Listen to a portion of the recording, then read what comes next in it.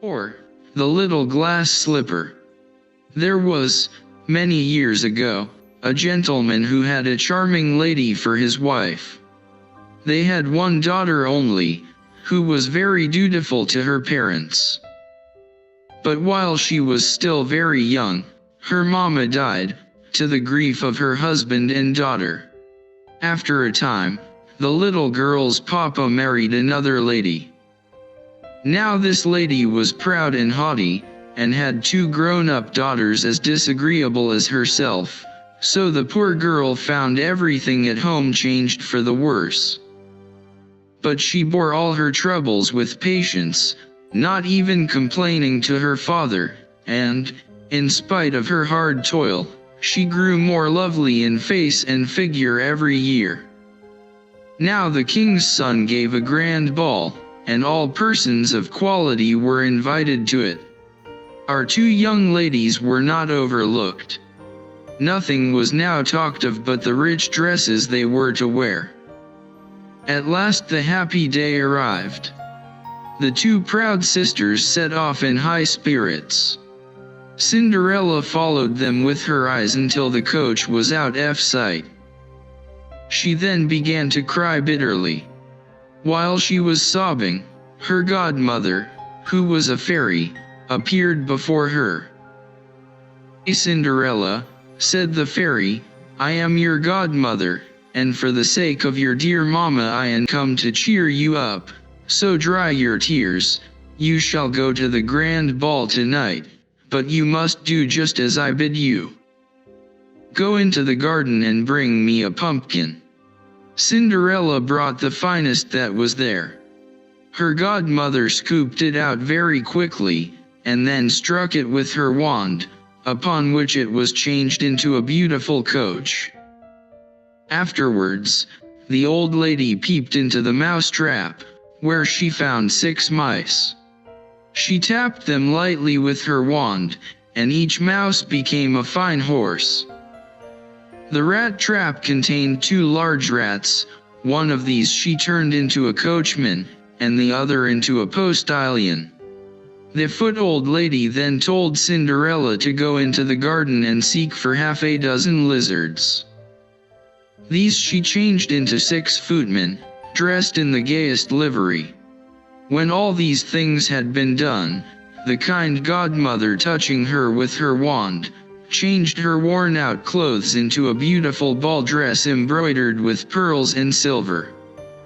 She then gave her a pair of glass slippers, that is, they were woven of the most delicate spun glass, fine as the web of a spider. When Cinderella was thus attired, her godmother made her get into her splendid coach, giving her a caution to leave the ball before the clock struck 12. On her arrival, her beauty struck everybody with wonder. The gallant prince gave her a courteous welcome, and led her into the ballroom, and the king and queen were as much enchanted with her, as the prince conducted.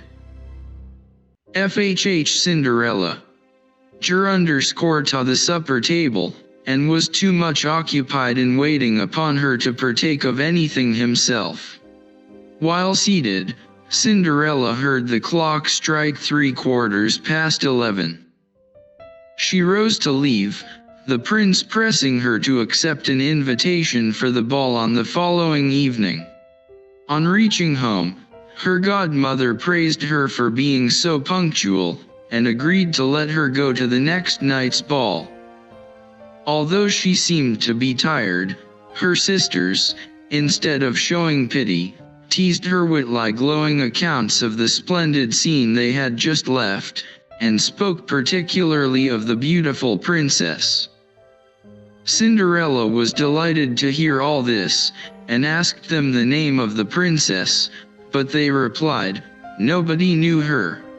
So much did they say in praise of the lady, that Cinderella expressed a desire to go to the next ball to see the princess, but this only served to bring out their dislike of poor Cinderella still more, and they would not lend her the meanest of their dresses. The next evening the 2 sisters went to the ball, and Cinderella also, who was still more splendidly dressed than before. Her enjoyment was even greater than at the first ball, and she was so occupied with the prince's tender sayings that she was not so quick in marking the progress of time. To her alarm she heard the clock strike 12. She fled from the ballroom, but in a moment the coach changed again to a pumpkin, the horses to mice, the coachman and postilion to rats, the footman to lizards, and Cinderella's beautiful dress to her old shabby clothes. In her haste she dropped one of her glass slippers, and reached home, out of breath, with none of her godmother's fairy gifts but one glass slipper. When her sisters arrived after the ball, they spoke in terms of rapture of the unknown princess, and told Cinderella about the little glass slipper she had dropped, and how the prince picked it up. It was evident to all the court that the prince was determined, if possible, to find out the owner of the slipper, and a few days afterwards a royal herald proclaimed that the king's son would marry her whose foot the glass slipper should be found exactly to fit. This proclamation caused a great sensation. Ladies of all ranks were permitted to make a trial of the slipper, but it was of no use. Cinderella now said, "Let me try, perhaps it may fit me." It slipped on in a moment. Great was the vexation of the two sisters at this, but what was their astonishment when Cinderella took the fellow slipper out of her pocket. At that moment the godmother appeared, and touched Cinderella's clothes with her wand.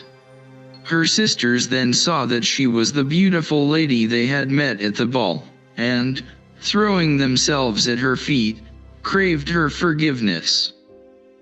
A short time after, she was married to the prince, to the intense gratification of the whole court.